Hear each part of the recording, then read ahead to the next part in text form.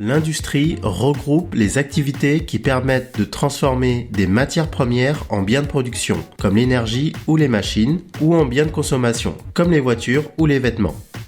L'industrie a profondément évolué avec le développement du numérique. On parle aujourd'hui d'industrie du futur en France ou encore industrie 4.0.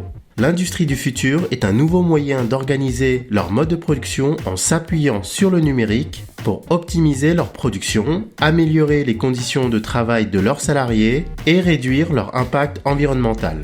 Que signifie concrètement le concept d'industrie du futur aujourd'hui ? Tout d'abord, l'industrie du futur est connectée. Toutes les industries 4.0 forment de véritables réseaux qui échangent et traitent énormément de données numériques. Celles-ci sont nombreuses et de nature différente, comme la température, la vitesse de fonctionnement ou encore la localisation d'un stock. Les données sont enregistrées par des capteurs embarqués sur des pièces ou sur des machines qui se trouvent dans toute l'entreprise. Ces capteurs sont ainsi utilisés pour suivre en temps réel les cadences d'utilisation des machines afin d'optimiser la production. On parle de maintenance prévisionnelle. Ils permettent de prévoir les opérations de maintenance en anticipant les pannes. Ensuite, les capteurs sont aussi des superviseurs énergétiques qui permettent par exemple de localiser une fuite, d'identifier la machine qui utilise le plus d'électricité ou de refaire l'isolation d'une partie du bâtiment.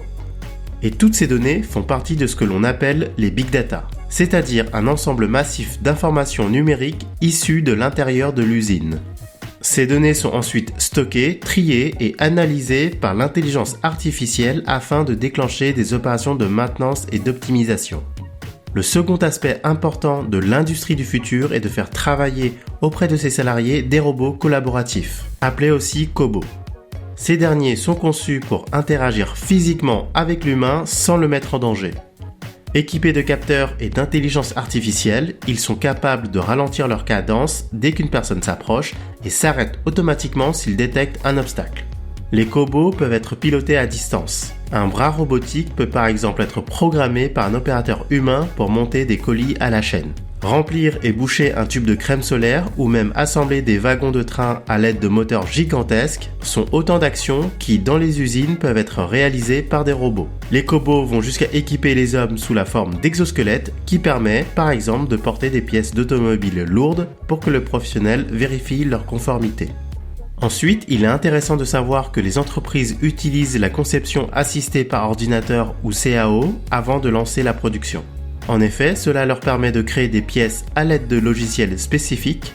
Pour compléter cette modélisation, la réalité virtuelle permet de s'approcher plus encore du réel, puisqu'elle plonge l'utilisateur dans un monde factice, lui permettant par exemple de simuler toute une chaîne de production.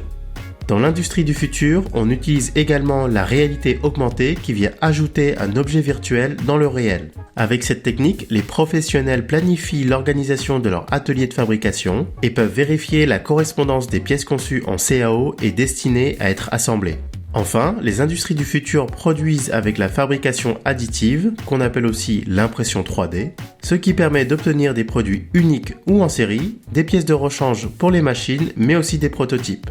Cette technique consiste, après modélisation sur ordinateur, à ajouter de la matière en couches successives jusqu'à l'obtention du produit. Cette technique permet par exemple de substituer une pièce métallique plus lourde dans un véhicule ou de produire des structures plus complexes et plus solides, comme par exemple un casque de vélo en nid d'abeille.